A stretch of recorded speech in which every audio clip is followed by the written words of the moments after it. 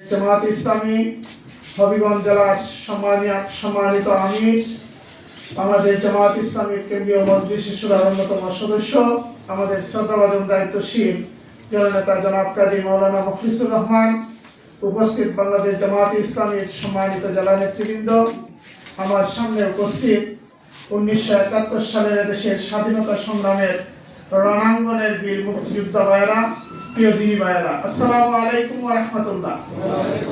সময় অত্যন্ত কম, আমাদেরকে মাগরিবের আগে আমাদের প্রোগ্রাম শেষ করতে হবে। আমাদের মুহতারাম জেলা আমির কথা বলবেন, সামান্য উপহার সামগ্রী আমাদের বীর মুক্তিযোদ্ধা ভাইদের জন্য আছে, আমরা সেটাকেও তুলে দিতে হবে আজানের আগে।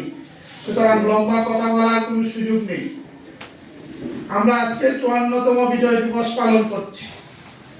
আমি শুরুতেই বলেছিলাম, বাংলাদেশের স্বাধীনতা যুদ্ধ শুরু হয়েছিল 3টি মূলনীতিকে সামনে রেখে: সাম্য, মানবিক মর্যাদা, সামাজিক সুবিচার। এই 3টি বিষয়কে সামনে রেখে বাংলাদেশের স্বাধীনতা যুদ্ধ শুরু হয়েছিল। আমরা পাকিস্তানিরা আমাদের প্রতি সমতার ভিত্তিতে শাসন করতে পারে নাই। আমাদের মানবিক মর্যাদা ছিল না, পূর্ব পাকিস্তান এবং পশ্চিম পাকিস্তানের মানুষের সমান অধিকার ছিল না, আমরা সেখানে ন্যায় বিচার পাই নাই। এই 3টি বিষয়কে প্রতিষ্ঠিত করার জন্য বাংলাদেশের আপামর জনসাধারণ সেদিন পাকিস্তানিদের বিরুদ্ধে যুদ্ধে ঝাঁপিয়ে পড়েছিল। দীর্ঘ 9 মাসের সংগ্রামের পরে, লক্ষ প্রাণের বিনিময়ে, অজস্র ক্ষতির বিনিময়ে আমরা একটি স্বাধীন পতাকা পেয়েছিলাম, আমরা একটি স্বাধীন সার্বভৌম দেশ পেয়েছি। কিন্তু 72-এর পরে, বিজয়ের পরই আমাদের সেই বিজয় ছিনিয়ে নেওয়া হয়।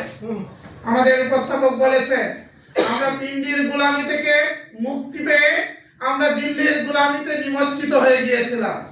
বিগত 53টি বছর আমরা সেভাবেই নিষ্পেষিত ছিলাম দিল্লির গোলামিতে। আমাদের দেশের তখনকার সময়ে রাষ্ট্রনায়করা, রাষ্ট্রের দায়িত্বশীলরা, তারা খুব হাসি মুখে বলতে পারতেন, আমাদের বিজয় মানে ভারতের বিজয়, আমাদের সফলতা মানে ভারতের সফলতা। এবার হাসি মুখে ওনারা বলতেন। আর তাদের কথার প্রতিধ্বনি আজকে আমরা ভারতের প্রধানমন্ত্রীর কাছ থেকে শুনতে পাচ্ছি। বাংলাদেশের স্বাধীনতার যুদ্ধ এদেশের সাধারণ মানুষ, কোন ভারতীয় লেন্দুপ্রায় বাংলাদেশের স্বাধীনতা অর্জন করে নাই। সুতরাং বাংলাদেশের স্বাধীনতার পুরোপুরি বিজয়ের পুরোপুরি অংশীদার হচ্ছে বাংলাদেশের মানুষ। আমরা নরেন্দ্র মোদীর সেই কথার তীব্র প্রতিবাদ এবং নিন্দা জানাই। সম্মানিত উপস্থিতি, যে 3টি লক্ষ্যকে সামনে রেখে দেশকে বিজয় করা হয়েছিল, স্বাধীনতার 54টি বছরেও আমরা সেই 3টি লক্ষ্যে পরিপূর্ণ চরম শিখরে পৌঁছতে পারি নাই। পদে পদে আমরা লাঞ্ছিত হয়েছি, পদে পদে আমাদের মানবাধিকার লুণ্ঠিত হয়েছে, আমাদের বিচার ব্যবস্থাকে ধ্বংস করে দেওয়া হয়েছে, আইন শৃঙ্খলা পরিস্থিতিকে একেবারে ধ্বংস করে দেওয়া হয়েছে, আমাদের সমাজ ব্যবস্থাটাকেও ধ্বংস করে দেওয়া হয়েছে, আমাদের শিক্ষা ব্যবস্থাটাকেও ধ্বংস করে দেওয়া হয়েছে, আমাদের সাংস্কৃতিক ঐতিহ্যটাকেও ধ্বংস করে দেওয়া হয়েছে বিগত 53টি বছর। সেই 53টি বছর জুলুম এবং নিষ্পেষণের শিকার হয়ে 24-এর 36 জুলাই এসে আবার বাংলাদেশের আপামর ছাত্র জনতার আন্দোলনের মাধ্যমে আমরা আবার দ্বিতীয় স্বাধীনতা অর্জন করেছি। এই দ্বিতীয় স্বাধীনতা অর্জনের পরে আমরা এখনো আমাদের কাঙ্ক্ষিত লক্ষ্যে পৌঁছতে পারি নাই।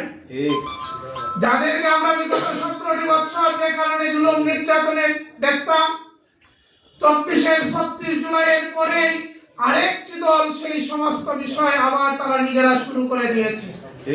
আজকে আমাদেরকে বিজয়ের পরিপূর্ণ স্বাদ পেতে হলে, সত্যিকার অর্থে আমাদের বিজয় দিবস পালন করতে হলে, যেভাবে আমরা ফ্যাসিস্টকে বিদায় করে দিয়েছি, আমাদের মাথার উপর যাতে আর কোনো ফ্যাসিস্ট না আসতে পারে সেই চেষ্টা আমাদেরকে করতে হবে।